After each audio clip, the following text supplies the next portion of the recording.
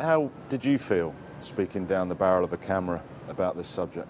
Well, I obviously didn't get as emotional as Ebony because, as I said in that video, I didn't really experience a great deal of that as a young man growing up in Jamaica, perhaps because I wasn't in that society or mixing with people that would have shown me that racism. But what I want to expand on, though, Wardy, is what I said about education.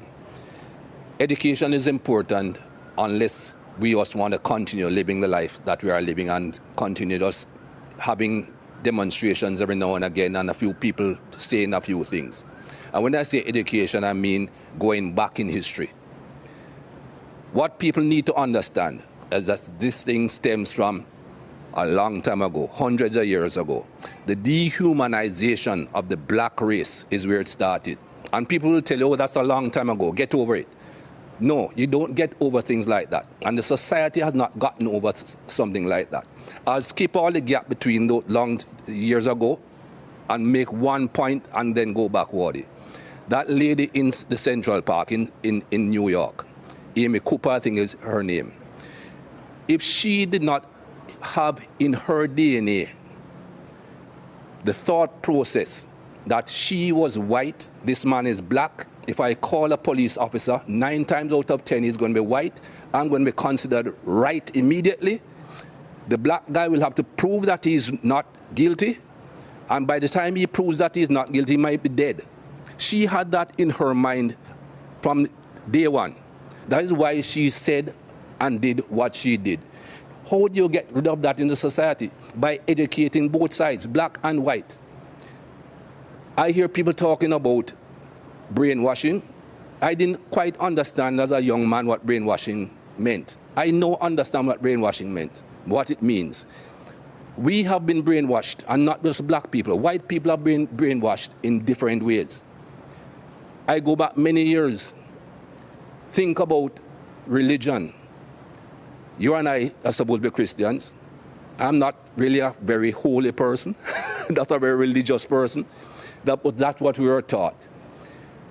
Look at Jesus Christ, the image that they give you of Jesus Christ. Pale skin, blonde hair, blue eyes. Where Jesus came from, who in that part of the world looks that way? But again, that's the brainwashing to show you this is what perfection is. This is what the image of perfection is. If you look at any plays of those days, Judas, who betrayed Jesus, he's a black man. Again, brainwashing people into think, oh, he's a black man. He's the bad man.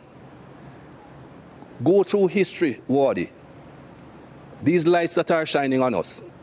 You can tell me who invented the light bulb, right? Thomas Edison, right? Everybody knows Thomas Edison invented the light bulb. Thomas Edison invented a light bulb with a paper filament. It burnt out in no time at all. Can you tell me who invented the filament that makes these lights shine throughout?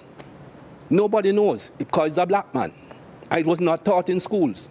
Louis Howard Latimer invented the carbon filament to allow lights to continuously shine. Who knows that? Everything should be taught. When you go back through the schooling as a young man, I remember my school days.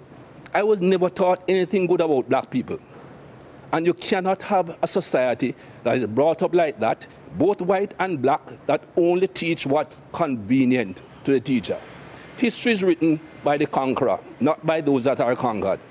History is written by the people who do the harm, not by the people who get harmed. And we need to go back and teach both sides of history. And until we do that and educate the entire human race, this thing will not stop. They keep on telling me there's nothing called white privilege. Give me a break. I don't see any white people going into a store on Oxford Street and being followed. A black man walks in, somebody is following him everywhere he goes. That is basic white privilege. Whether that white person went in to rob the place or not, is not going to be thought of that way. And things like that have to change.